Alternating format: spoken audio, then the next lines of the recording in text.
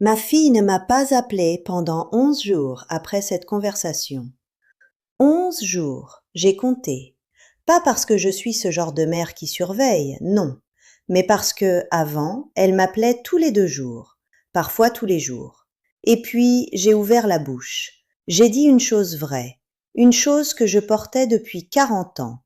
Je pensais que ça nous rapprocherait, que ma fille, à 52 ans, était assez grande pour comprendre que sa mère est aussi une femme, avec un passé, avec des choix qu'elle referait pas.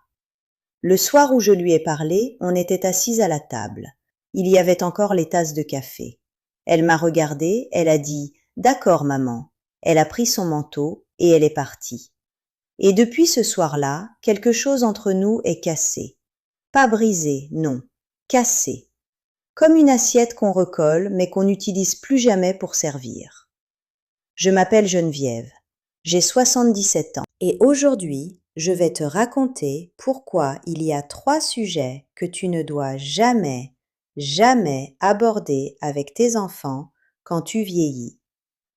Pas parce que c'est honteux, pas parce que tu as quelque chose à cacher, mais parce que certaines vérités, une fois lâchées, ne reviennent jamais dans la boîte. Et tes enfants, même adultes, même parents eux-mêmes, ne sont pas équipés pour entendre certaines choses de leur mère. Je sais que ça semble dur. Je sais que ça va à l'encontre de tout ce qu'on entend aujourd'hui. Parlez, exprimez-vous, ne gardez rien. La communication, c'est la clé. Et moi, je te dis, honnêtement, que parfois la clé, c'est le silence. Laisse-moi t'expliquer comment j'ai compris ça. Et laisse-moi te dire ce que ça m'a coûté. Avant cette fameuse soirée, ma fille Nathalie et moi, on avait une relation que beaucoup de mères envieraient. On se parlait souvent. Elle passait me voir le dimanche, parfois avec ses enfants, parfois seule. Quand elle venait seule, c'était mes moments préférés. On s'asseyait dans la cuisine, je faisais du café, elle apportait toujours quelque chose, un gâteau, des fruits. Une fois, elle m'avait apporté un petit pot de confiture d'une amie à elle. Des petites choses, mais des choses qui disaient « Je pense à toi, maman, tu existes encore dans ma vie ». Et c'est ça, le truc, quand tu vieillis. Tu ne demandes pas grand-chose. Tu demandes juste de ne pas disparaître, de ne pas devenir un meuble dans la vie de ceux que tu as portés, nourris, élevés. Un dimanche, elle est venue. Elle avait l'air fatiguée. Elle m'a dit que ça n'allait pas fort avec son mari, que les enfants l'épuisaient, que parfois elle se demandait si elle avait fait les bons choix. Et là, dans ma tête, quelque chose s'est allumé. Je me suis dit, c'est le moment. C'est le moment où ma fille a besoin de savoir que sa mère aussi a traversé ça, qu'elle n'est pas seule, que le doute, les erreurs, les regrets, ça fait partie de la vie, que moi aussi j'ai failli partir, que moi aussi j'ai douté de tout, que moi aussi j'ai eu des secrets. Tu vois, quand tu es vieille et que ta fille souffre devant toi, tu veux l'aider, et la seule chose que tu as à offrir, c'est ton expérience, c'est ta vérité. Alors j'ai commencé à parler, et c'est là que tout a basculé. Le premier sujet interdit, celui qui m'a coûté le plus cher, c'est la vérité sur ton couple. J'ai dit à Nathalie que son père et moi, on n'avait pas toujours été heureux. Jusque-là, rien de grave. Tout le monde sait que les couples traversent des tempêtes. Mais je suis allée plus loin. Je lui ai dit qu'il y avait eu un moment, quand elle avait 12 ans, où j'avais pensé à partir. Sérieusement. Pas juste une pensée en l'air. J'avais fait des plans. J'avais cherché un appartement. J'avais mis de l'argent de côté. Pendant 3 mois, j'avais vécu avec un pied dehors. Je dormais dans le même lit que son père. Mais dans ma tête, j'étais déjà partie. J'ai pas dit ça pour me plaindre. J'ai pas dit ça pour salir la mémoire de son père, paix à son âme. J'ai dit ça parce que je voulais que Nathalie sache que douter de son couple, c'est humain, que même sa mère, celle qu'elle avait toujours vue forte et dévouée, avait vacillé. Je pensais que ça la rassurerait, que ça lui donnerait la permission de souffrir sans culpabiliser. Tu sais ce qu'elle a entendu, elle? Elle a entendu que sa mère avait failli l'abandonner. À 12 ans, l'âge où elle avait le plus besoin de moi. Elle n'a pas entendu une femme qui se confie. Elle a entendu une trahison. Et le pire, c'est que je ne l'ai pas vue tout de suite. Sur le moment, elle a juste hoché la tête. Elle a dit « D'accord, maman », comme si c'était rien. Mais les jours suivants, le silence. Et puis, 11 jours plus tard, elle m'a rappelé. Et sa voix était différente. Pas froide, non, distante. Comme si elle me parlait à travers une vitre. Elle m'a dit « Tu sais, maman, j'y ai beaucoup pensé. » Et j'ai senti dans sa voix que ce qu'elle avait compris, c'est que toute son enfance était un mensonge. Que le foyer dans lequel elle avait grandi, ce foyer stable, sécurisant, c'était du décor. Et rien de ce que j'ai pu dire après n'a changé ça. Voici ce que personne ne te dit. Quand tu racontes à tes enfants que ton couple a failli exploser, tu ne racontes pas ton histoire. Tu racontes la leur. Tu leur dis que le sol sur lequel ils ont marché toute leur vie était instable. Et ça, un enfant, même à 50 ans, ne le supporte pas. Parce que dans la tête de tes enfants, tes choix de couple sont leur fondation. Tu touches à ça, tu touches à tout. Si tu traverses cette vidéo et que tu te reconnais dans ce que je dis, laisse-moi un commentaire. Dis-moi si toi aussi tu as senti ce mur invisible se dresser après une confidence de trop. Parce que je sais que je ne suis pas la seule. Et parfois, juste savoir qu'on n'est pas seul, ça aide. Mais ce n'était pas le pire. Parce que ce soir-là, dans la cuisine, je n'ai pas dit qu'une seule chose, j'en ai dit 3. Le deuxième sujet interdit dans la vieillesse, c'est l'argent. Pas l'argent en général. Tes enfants savent que tu as une retraite, que tu vis modestement, que les fins de mois sont parfois courtes. Ça, c'est la surface. Ce dont je parle, c'est de tout ce qui est dessous. Les choix que tu as faits, ce que tu as donné, ce que tu as sacrifié, et surtout, ce que tu aurais voulu garder. Ce soir-là, j'ai dit à Nathalie quelque chose que je n'aurais jamais dû dire. Je lui ai dit que quand son frère, Patrick, avait eu ses problèmes financiers il y a 15 ans, je lui avais donné de l'argent, beaucoup d'argent, de l'argent que j'avais mis de côté pour ma propre vieillesse, de l'argent que personne ne connaissait, même pas son père. J'ai dit ça parce que Nathalie parlait de ses difficultés. Je voulais lui montrer que j'avais toujours aidé mes enfants, que j'étais là, que si elle avait besoin, je trouverais un moyen. Mais ce qu'elle a entendu, c'est autre chose. Elle a entendu que son frère avait reçu quelque chose qu'elle n'avait pas reçu, que j'avais un favori, que derrière la façade d'une mère juste et équitable, il y avait des préférences, des secrets, des arrangements cachés. Et tu sais quoi? Elle n'avait pas tout à fait tort. Pas sur le favori. Il n'y a jamais eu de favori. Mais sur le fait que j'avais caché des choses, que j'avais pris des décisions sans consulter personne, que dans cette famille où on croyait tout partager, il y avait des zones d'ombre. Et ces zones d'ombre, c'était moi. 2 semaines après, Nathalie a appelé Patrick. Je ne sais pas exactement ce qu'ils se sont dit. Mais je sais que pendant les fêtes de Noël cette année-là, quelque chose avait changé. Les sourires étaient les mêmes, mais les yeux étaient différents.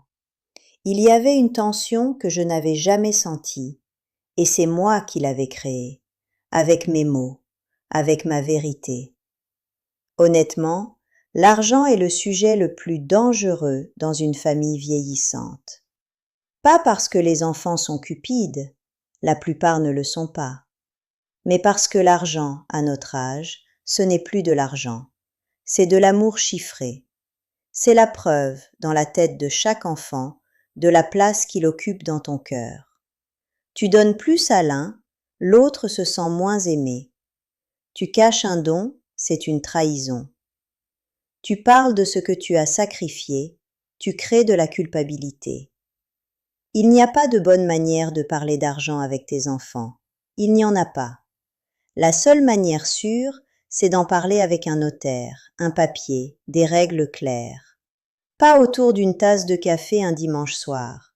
Pas avec les émotions. Jamais avec les émotions. Et puis, il y a le troisième sujet, celui dont j'ai le plus de mal à parler. Celui qui me fait encore trembler les mains quand j'y pense. Le troisième sujet interdit, c'est ta santé. Pas ta santé au sens médical. Tes enfants savent que tu vas chez le médecin. Ils savent que tu prends des médicaments. Ce dont je parle, c'est de ta peur. La peur de la faim. La peur de devenir un poids. La peur de perdre la tête.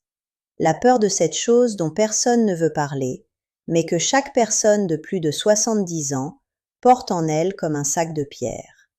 Ce soir-là, après le couple, après l'argent, j'ai dit à Nathalie que j'avais peur. Que parfois le matin je me réveillais et je ne savais plus quel jour on était. Que parfois je cherchais un mot pendant 30 secondes et que ces 30 secondes me terrifiaient. Que je m'étais surprise à écrire des choses sur des bouts de papier partout dans la maison, pas pour me souvenir des courses, mais pour me souvenir de qui j'étais. Je voulais être honnête.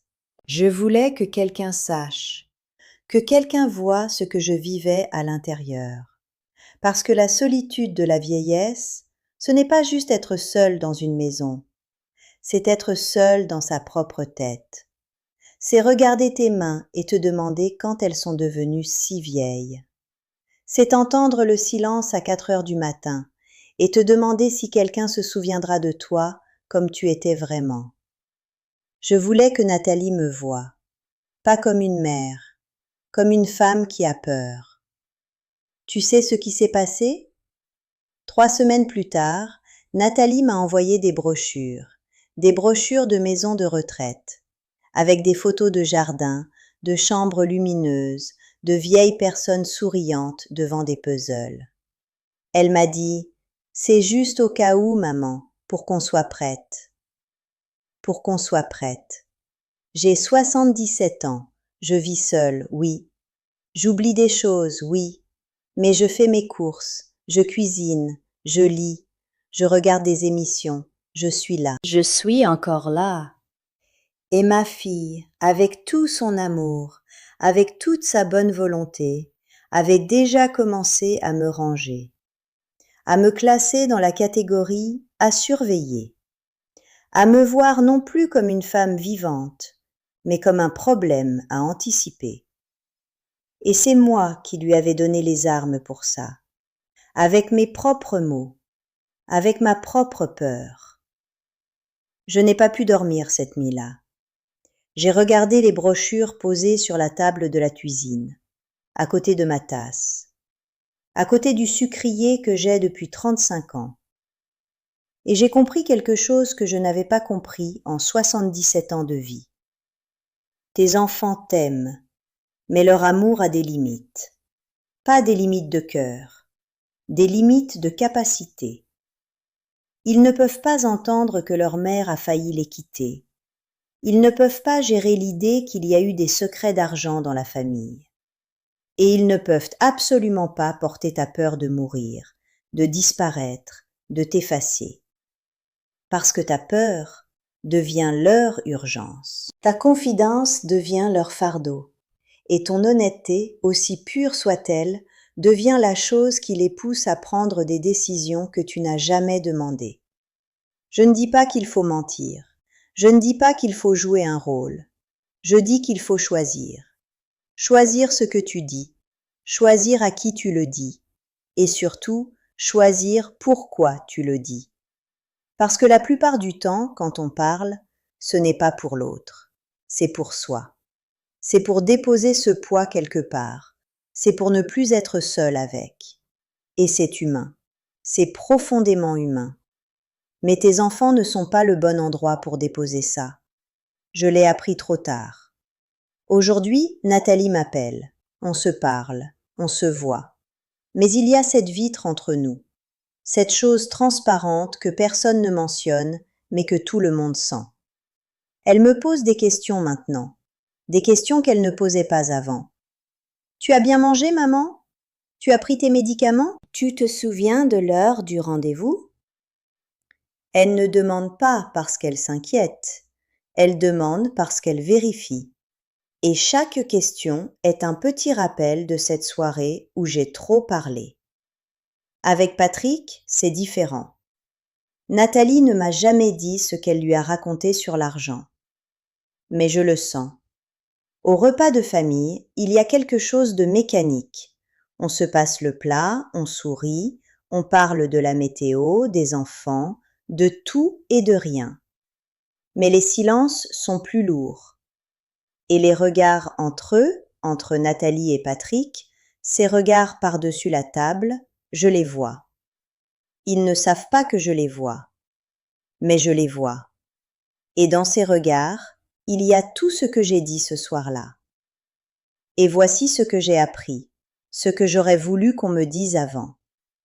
Quand tu vieillis, tu as besoin de parler. C'est vrai, le silence peut te détruire. Mais parle aux bonnes personnes. Parle à une amie de ton âge qui comprend sans juger. Parle à un médecin si ta peur de la maladie te ronge.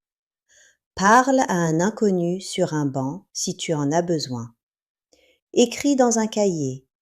Parle ici, dans les commentaires si tu veux, parce que je lis tout, et je te promets que tu n'es pas seul.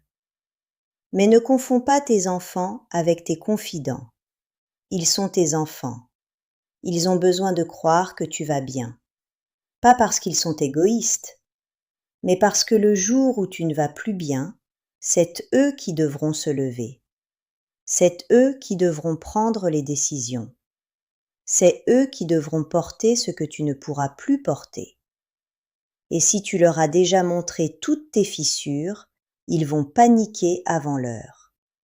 Ils vont anticiper des choses qui n'ont pas besoin d'être anticipées. Ils vont te protéger de toi-même. Et cette protection, crois-moi, elle ressemble beaucoup à une cage. Je sais que ce que je dis est difficile à entendre. Je sais que certaines d'entre vous vont me dire « Mais Geneviève, la vérité c'est important, il faut être authentique. » Et vous avez raison, la vérité est importante. Mais la vérité n'a pas d'heure, et elle n'a pas de destinataire universel. Certaines vérités sont faites pour être dites, et certaines vérités sont faites pour être portées. C'est ça, la sagesse de la vieillesse. Ce n'est pas tout savoir, c'est savoir ce qu'il ne faut pas dire. Si tu es encore là, si tu m'as écouté jusqu'ici, c'est que quelque chose dans mes mots t'a touché. Peut-être que toi aussi tu as ouvert la bouche un jour et que tu l'as regretté. Peut-être que toi aussi tu sens cette vitre entre toi et tes enfants. Peut-être que toi aussi tu portes quelque chose de lourd et que tu ne sais pas où le poser. Abonne-toi à cette chaîne. Pas pour moi, pour toi. Parce qu'ici, on parle de ces choses que personne ne dit à voix haute. Et parfois, entendre quelqu'un d'autre les dire, c'est suffisant pour respirer un peu mieux. Je ne regrette pas d'être honnête. Je regrette d'avoir choisi le mauvais moment, les mauvais mots et la mauvaise personne. Ma fille m'aime, je le sais. Mais elle m'aime maintenant avec de la prudence. Et l'amour prudent, c'est l'amour qui garde ses distances. C'est l'amour qui vérifie au lieu de câliner. C'est l'amour qui planifie au lieu de profiter. Et ça, c'est la chose la plus triste que j'ai jamais vécue. Plus triste que la solitude, plus triste que le silence. Savoir que ta propre fille t'aime, mais qu'elle t'aime de loin maintenant, parce que tu lui as montré trop de toi. Alors à toi qui me regardes, toi qui as 65, 70, 75, 80 ans, toi qui te dis que ce soir, peut-être, tu vas appeler ta fille ou ton fils et tout leur raconter. Attends, respire et demande-toi, est-ce que je parle pour eux ou est-ce que je parle pour moi? Si c'est pour toi, trouve un autre endroit. Il y en a, je te le promets, il y en a. Tes enfants ne sont pas ton journal intime, ils sont ton héritage. Et un héritage, on le protège, on ne le charge pas avec nos pierres. C'est la leçon la plus dure que j'ai apprise à 77 ans.